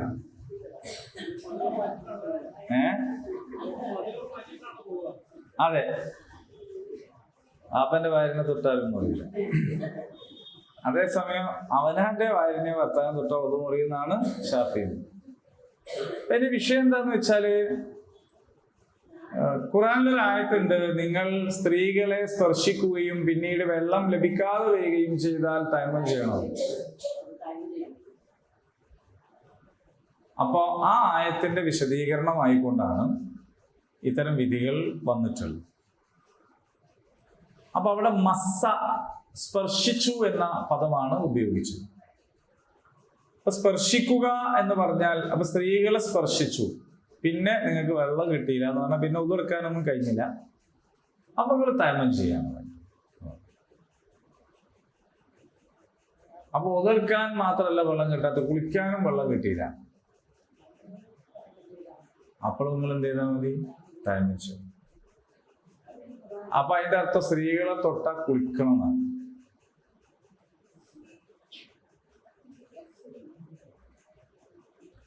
അപ്പോ കുളിക്കണ തൊടൽ എന്ത് തൊടലാണെന്നാണ് പിന്നത്തെ ചർച്ച. മനസ്സിലായോ? അപ്പൊ അവിടെ സ്പർശനം എന്ന് പറയുന്നത് കൊണ്ട് ഉദ്ദേശം ഇങ്ങനെ തൊടലല്ല, സ്വിച്ച് ഇടുന്ന മാതിരി തൊടലല്ല. അത് സ്ത്രീ പുരുഷ ശാരീരിക ബന്ധത്തെ കുറിച്ചാണ് പറയുന്നത്. അങ്ങനെ സംഭവിച്ചിട്ട് വെള്ളം കിട്ടിയിട്ടില്ലേ തയമം ചെയ്യണമെന്നാണ് പറഞ്ഞത്. ഒതെടുക്കണമെങ്കിലും കുളിക്കണമെങ്കിലും വെള്ളം കിട്ടിയില്ല എന്താ ചെയ്യാ? തയമം ചെയ്യണം. അത് കേവല സ്പർശനമല്ല എന്ന അഭിപ്രായത്തിലാണ് ഉള്ളത്. അതേസമയം ഷാഫി മദ്ഹബ് അനുസരിച്ച് സൂക്ഷ്മതയുടെ മദ്ഹബാണ്. തൊട്ടാലല്ലേ മുറിയുള്ളൂ, മുറിയാണെങ്കിൽ തന്നെ തൊടണ്ട, മുറിയിലുള്ളൂ എന്നതാണ്. അത് ഈ തവാഫിനെ കുറിച്ച് ആലോചിച്ചിട്ട് പറഞ്ഞ വിധിയല്ല. തവാഫും മത്താഫിലെ തിരക്കും ആലോചിച്ച് പറഞ്ഞ വിധിയല്ല. അത് ആ സന്ദർഭത്തിൽ അതിനുവേണ്ടി പറഞ്ഞ വിധിയാണ്. അപ്പൊ രണ്ട് അഭിപ്രായങ്ങൾ ആ രംഗത്തുണ്ട്. അപ്പോ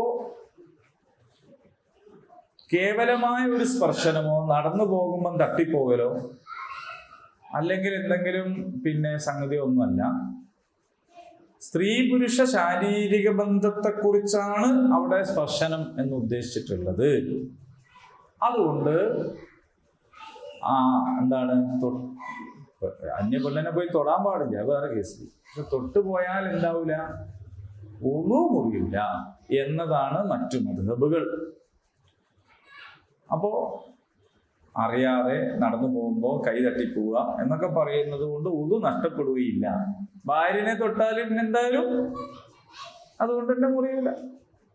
അപ്പൊ നബി സ്വല്ലല്ലാഹു അലൈഹി വസല്ലം ആയിഷ റളിയല്ലാഹു അൻഹയെ ചുംബിച്ചതിന് ശേഷം ഉദു എടുക്കാണ്ട് പോയി നിസ്കരിച്ചിട്ടുണ്ട്. എന്നാ അതൊരു സുന്നത്താക്കി എടുക്കണ്ട. കാരണം എന്ന് പറഞ്ഞാല് അത് നബിയും ആണ്, ആയിഷ ബീവിയും ഒക്കെയാണ്. അപ്പൊ അങ്ങനെ കഴിഞ്ഞോളന്നില്ല ചിലപ്പോ. അപ്പൊ ഒരു സൂക്ഷ്മത പാലിക്കൽ തന്നെയാണ് നമുക്ക് നല്ലത്. പക്ഷേ അറിയാതെ ഒന്ന് തട്ടിപ്പോയാലോ, തവാഫ് ചെയ്യുമ്പോൾ തൊട്ടുപോയാലോ പ്രശ്നമാണ്.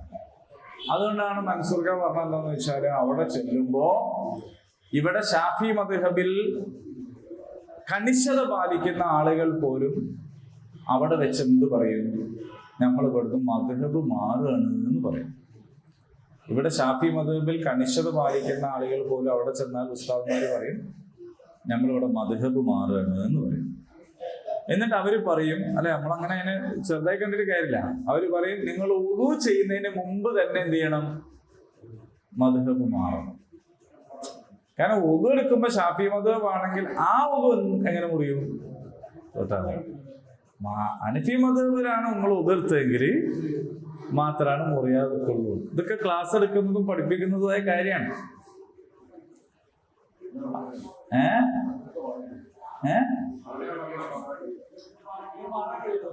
മാറാൻ കഴിയും. അതിന്റെ പ്രശ്നം എന്താന്ന് പറയുന്നത്, ഈ മദ്ഹബ് എന്ന് പറയുന്നതിനെ നമ്മൾ എങ്ങനെ കാണുന്നു എന്നതിനനുസരിച്ചാണ്. ഒരാൾ ഞാൻ ഷാഫിയാണ്, ഞാൻ ഹനഫിയാണ് എന്നൊക്കെ ഓരോരുത്തർ പറയുന്നത്. ഇപ്പൊ നിങ്ങൾ ഇവിടെ ആലോചിച്ച് നോക്കൂ, നമ്മൾ ഇവിടുത്തെ ഒരുപടി സംഘടനാ, അപ്പൊ സുബൈക്ക് കുനൂത്ത് ചൊല്ലാത്ത ആൾക്കാര് ഭയങ്കര അപരാധം ചെയ്യുന്ന ആളുകളായിട്ടാണ് ചൊല്ലല് സുന്നത്താണെന്ന് പറയുന്നവർ കാണുന്നത്. പക്ഷെ അവർക്ക് ഹനഫികൾ ചെല്ലാത്തതിന് പ്രശ്നമല്ല. ഹനഫികൾ കുനൂത്ത് ചെല്ലൂല സുബൈക്ക്. അപ്പൊ ഒരാൾ പറയാണ് ഞാൻ ഹനഫി സുന്നിയാണ്, ഓക്കെ, അപ്പൊ സുബൈ കുനൂത്തില് ഓൽക്ക് പ്രശ്നമല്ല. അതേ സമയത്ത് ഞാൻ മുജാഹിദാണ്, ഞാൻ കുനൂത്ത് ചെല്ലൂല പറഞ്ഞാൽ അപ്പോ പ്രശ്നമാവും. കാരണം എന്താ പറഞ്ഞാല് അവര് മദ്ഹബിനെ കാണുന്നത് എന്താന്ന് ചോദിച്ചാൽ വേറൊരു നിലക്കാണ്. നിങ്ങൾ അസർ നിസ്കാരം 5 മണിയായി പോയാൽ സമയം തെറ്റിയില്ലേ? ഭയങ്കര മോശമല്ലേ? ഹനഫി മദ്ഹബിൽ അതിന്റെ ശരിക്കുള്ള ടൈം തന്നെ 5 മണിയാണ്. 5 മണിക്ക് ഹനഫി ഒരു വാങ്ങി കൊടുക്കുക. അപ്പൊ ഒരാൾ ഹനഫി ആണെങ്കിൽ ഒതുവെടുക്കുന്ന വിഷയത്തിൽ മാത്രമല്ല, ഇപ്പൊ പെരുന്നാൾ നിസ്കാരം പാള ഇമാമ് ഈ ഖുതുബ നിസ്കാരമൊക്കെ ലൈവ് ഇടും. അങ്ങനെ പെരുന്നാൾ നിസ്കാരം ലൈവ് ഇട്ട് നോക്കിയപ്പോൾ അടിയിൽ ഒരുപാട് കമന്റ്, ഇയാൾക്ക് പെരുന്നാൾ നിസ്കരിക്കാൻ അറിഞ്ഞൂടാ, എന്ത് കളിയാ ഇയാൾ കളിക്കണമെന്ന് ചോദിച്ചിട്ട്. സംഭവം എന്താ വെച്ചാല് നമ്മള് തെക്കുബീർ എല്ലുന്നവരല്ല അവര് ചെല്ലുക. ഹനഫികളുടെ തെക്കുബീർ വ്യത്യാസമുണ്ട്. അല്ലാഹു അക്ബർ എന്ന് മാറ്റമൊന്നല്ല, പറയുന്ന സമയത്തിന് മാറ്റമുണ്ട്. നമ്മൾ തെക്കുബീറൊക്കെ ചൊല്ലി കഴിഞ്ഞിട്ട് ഫാത്തിഹ സൂറത്ത്, ഒരു ഫാത്തിഹ സൂറത്ത് കഴിഞ്ഞിട്ട് തെക്കുബീർ ഇടും. അപ്പൊ ഇങ്ങനെ പിന്നെ ഉള്ള വ്യത്യാസം. അപ്പോൾ ഹനഫി മദ്ഹബിൽ ഒരാൾ ആയാൽ ഇങ്ങനത്തെ ഒരുപാട് കാര്യങ്ങളിൽ വ്യത്യാസം ഉണ്ടാവും. പാത്രത്തിൽ കൈയിട്ട് ഉതിർത്താല് 2 കൊല്ലത്തല്ല 2 കൊല്ലത്ത് വെള്ളം ഇല്ലെങ്കിൽ ഷാഫി മദ്ഹബിൽ പാടില്ല. ഹനഫി മദ്ഹബില് നിങ്ങൾ കൈയിടുന്നത് ഉതിർക്കാന്നുള്ള നിയത്തോടു കൂടി കൈയിട്ട് പുറത്തേക്ക് പ്രശ്നമാണ്. അപ്പൊ അങ്ങനെയാണ് ഒരുപാട് വ്യത്യാസങ്ങളുണ്ട്. ചിലത് വാജിബാണ്. ഇപ്പൊ വെള്ളിയാഴ്ചത്തെ കുളി ഒരു മദ്ഹബിൽ വാജിബാണ്, വേറെ മദ്ഹബിൽ സുന്നത്താണ്. വെള്ളിയാഴ്ച കുളിക്കുന്ന കുളി വാജിബാണ്. ജുമാക്ക് പോണവർക്കും പോവാത്ത പെണ്ണുങ്ങൾക്കും ഒക്കെ വെള്ളിയാഴ്ച കുളിക്കല് വാജിബാണ്. അതേസമയത്ത് നമുക്ക് അങ്ങനെയല്ല, നമുക്ക് സുന്നത്തേ ഉള്ളൂ. അപ്പൊ ഇങ്ങനെയുള്ള വ്യത്യാസങ്ങളുണ്ട്. അപ്പൊ ഇവര് പറയണത് എന്താണെന്ന് വെച്ചാൽ, ഒന്നുകിൽ നിങ്ങൾ ഹനഫി മദ്ഹബ് ആവുക, ഓക്കെ, അപ്പോ ഹനഫി മദ്ഹബിൽപ്പെട്ട എന്ത് നിങ്ങൾ ചെയ്താലും നമുക്ക് ആക്ഷേപമില്ല. അല്ല നിങ്ങൾ ഷാഫി ആവുക, ആവും പറഞ്ഞു. നിങ്ങൾ മാലികി മദ്ഹബ് ആയിക്കോ, ഹംബലി മദ്ഹബ് ആയിക്കോ, 4 മദ്ഹബ് നിങ്ങൾ സ്വീകരിച്ചിട്ട് ആ മദ്ഹബിലുള്ള കാര്യങ്ങൾ ചെയ്യുന്നതിന് ഞങ്ങൾക്ക് നിങ്ങളോട് ആക്ഷേപമില്ല. അതേ സമയത്ത് അങ്ങനെ അല്ലാതെ നിങ്ങൾ ചെയ്യുന്നത് ശരിയല്ലെന്നാണ് അവരിൽ നല്ല മനസ്കരായ ആളുകളുടെ വാദം. കുതന്ത്രം, ദുർവാശി, വാദപ്രതിവാദമൊക്കെ വേറെ, ശരിക്കും ചിന്തിക്കുന്നതിനെ കുറിച്ചാണ് ഞാൻ പറയുന്നത്. അവിടെയാണ് എന്റെ പ്രശ്നം. അപ്പൊ അതുകൊണ്ട് അവർക്ക് ഷാഫി മദ്ഹബിൽ നിന്നുകൊണ്ട് അവർക്ക് എന്ത് ചെയ്യാൻ പറ്റില്ല, ഇങ്ങനെ പറ്റില്ല. അതുകൊണ്ട് അവര് മദ്ഹബ് മാറുമെന്ന് പറയും. പിന്നെ അതിൽ തന്നെയുള്ള വേറെ വാദങ്ങളുണ്ട്. എന്താ വെച്ചാൽ നമ്മളെ തൊട്ടാൽ നമ്മളൊന്നും മുറിയില്ല, തൊടുന്ന ആളതാ മുറിയുള്ളൂ.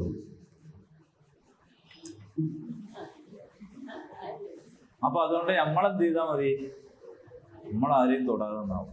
നമ്മളാരോ തൊട്ടുപോയാല് പ്രശ്നം. അങ്ങനെയൊക്കെ ഉണ്ട്. നമുക്കിതൊക്കെ തമാശയായിട്ട് തോന്നുന്നത് 2 കാരണം കൊണ്ടാണ്. ഒന്ന്, ഇത്തരം കാര്യങ്ങളിലുള്ള യുക്തിരാഹിത്യം എന്ന നിലയിൽ നമ്മൾ ചിന്തിക്കുന്നു എന്നതുകൊണ്ടാണ്. മാറണം. മാറണം. അതിനെ ഒരു ബൈക്ക് പോയാൽ തിരിച്ചു വരണ്ടേ? മാറണം. മാറിയില്ലെങ്കിൽ പിന്നെ അയാൾ എന്താവും? അത് തന്നെ ആവും. പക്ഷെ നമ്മളെ സംബന്ധിച്ച് നമുക്കിത് കേൾക്കുമ്പോൾ ചിരി വരുന്ന 2 കാരണമുണ്ടാവും. ഒരു കാരണം ഞാൻ പറഞ്ഞത്, നമ്മൾ ഇതിൽ യുക്തി ആലോചിക്കുന്നു എന്നതുകൊണ്ടാണ്. യുക്തി ശരിക്കും പറഞ്ഞാൽ ആലോചിക്കാൻ പാടില്ല. ദീനിയായ ഇത്തരം കാര്യങ്ങൾ യുക്തിക്ക് സ്ഥാനമൊന്നുമില്ല. രണ്ടാമത് നമുക്ക് ചിരി വരുന്നത് എന്തുകൊണ്ടാ വെച്ചാൽ, നമ്മൾ ഈ മദ്ഹബിനെ മനസ്സിലാക്കുന്നത് കുറച്ചുകൂടി വിശാലമായ മറ്റൊരു അടിസ്ഥാനത്തിൽ നിന്നുകൊണ്ടാണ്. അതെന്താന്ന് ചോദിച്ചാൽ, ഈ പറഞ്ഞ മദ്ഹബിന്റെ ഇമാമിയങ്ങൾ ജനിക്കുന്നതിന് മുമ്പ് മരിച്ചു എത്ര മുസ്ലിങ്ങളുണ്ട്? ഓലെന്താക്കും? മദ്ഹബിന്റെ ഇമാമിയങ്ങൾ ജനിക്കുന്നതിന്റെ മുന്നേ മരിച്ചുപോയ മുസ്ലിങ്ങളില്ലേ? ഓലാരെ പിൻപറ്റുക? അപ്പൊ മദ്ഹബ് എന്ന് പറഞ്ഞാൽ അഭിപ്രായം എന്നാണ് അതിന്റെ അർത്ഥം. അതായത് ഖുർആനും സുന്നത്തും വെച്ച് അതാത് കാലത്ത് ജീവിച്ചിരിക്കുന്ന പണ്ഡിതന്മാർ നടത്തിയ ഗവേഷണ ഫലം അവർ രേഖപ്പെടുത്തി വെച്ചതാണ്. അവർക്ക് കിട്ടിയ ലഭ്യമായ ഹദീസ് വെച്ചിട്ടാണ് അവരത് ചെയ്യുക.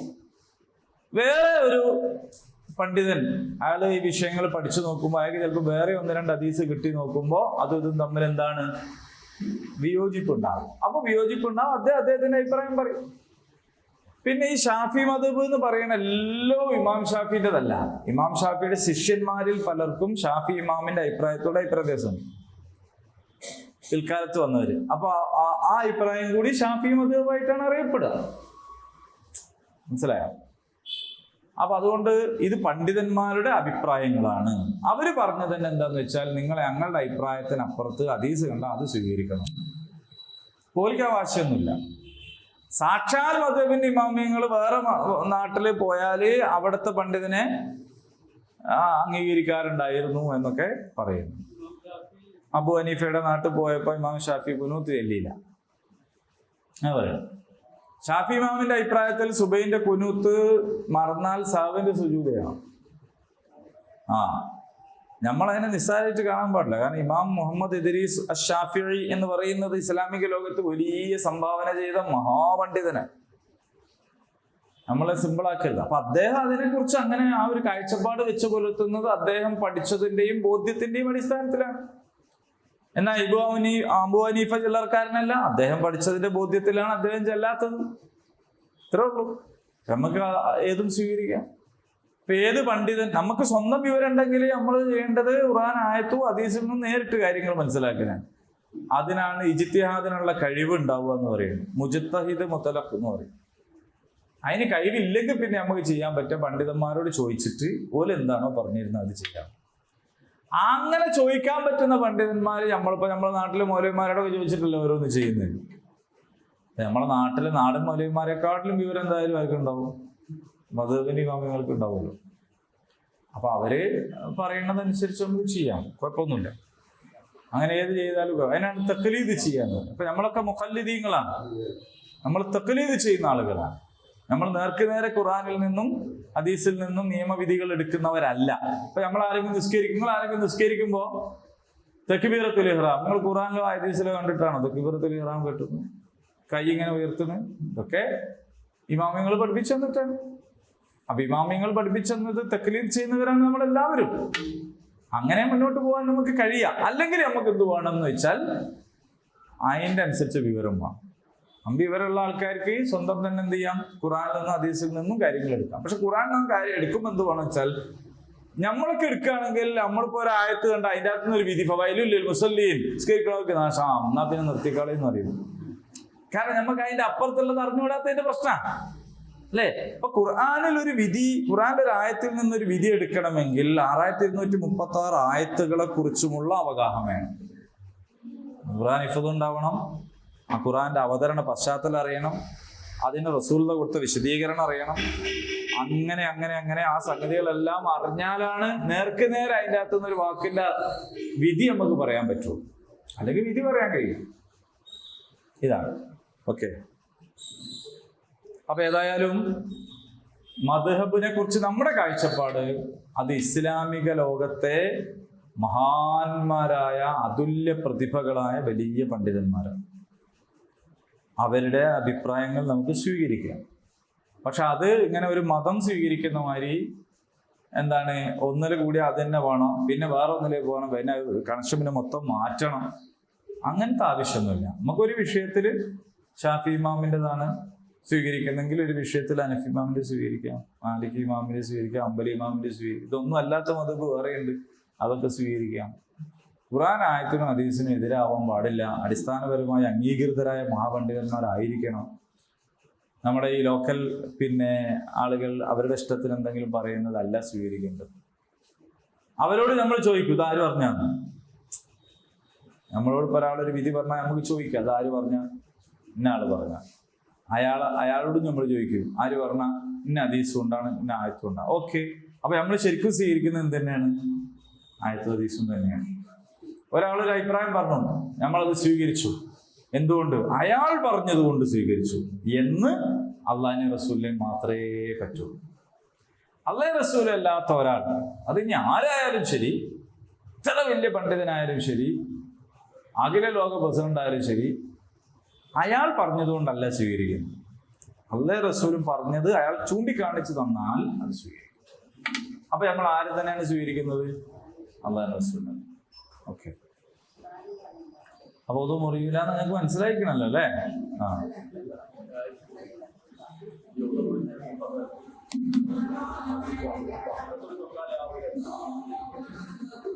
തൊലി തുടങ്ങണം.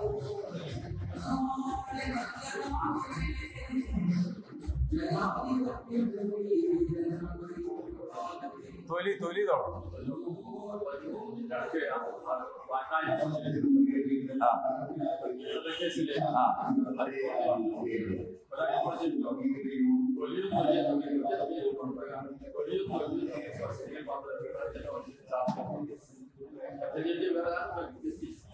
അതൊക്കെ നിയമത്തിന്റെ ലൂപ്പുകൾ ഉപയോഗിക്കുന്നതാണ്.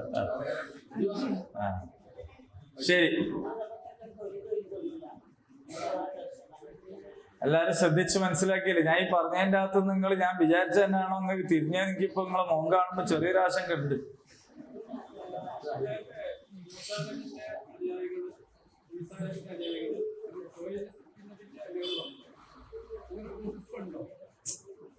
അറിയപ്പെട്ടതായിട്ടില്ല, അവിടെ ഉണ്ടോന്നറിയില്ല മദിയൻ വാസികൾ. ഓക്കെ, അല്ലാഹു അനുഗ്രഹിക്കട്ടെ. അപ്പോ അടുത്ത ക്ലാസ്സിൽ ഈ അവസാനം ഉദ്ദേശിച്ച 97-ാമത്തെ വിശദീകരണം ഇൻഷാ അല്ലാഹ് അടുത്ത ക്ലാസ്സിൽ പറയാം. ഇന്നിപ്പോ ലേശം വധുവിലേക്ക് പോയതുകൊണ്ടേ ആ ടൈമിംഗ് തെറ്റിയിട്ടുണ്ട്. ഇൻഷാ അല്ലാഹ് ഇനിയൊന്നും ആദ്യം മുതൽ ഉദ്ദേശിച്ച് പറയാം. اللهم ربنا تقبل منا انك انت السميع العليم وتب علينا انك انت التواب الرحيم. ربنا آتنا في الدنيا حسنه وفي الاخره حسنه وقنا عذاب النار. آمين. الحمد لله رب العالمين.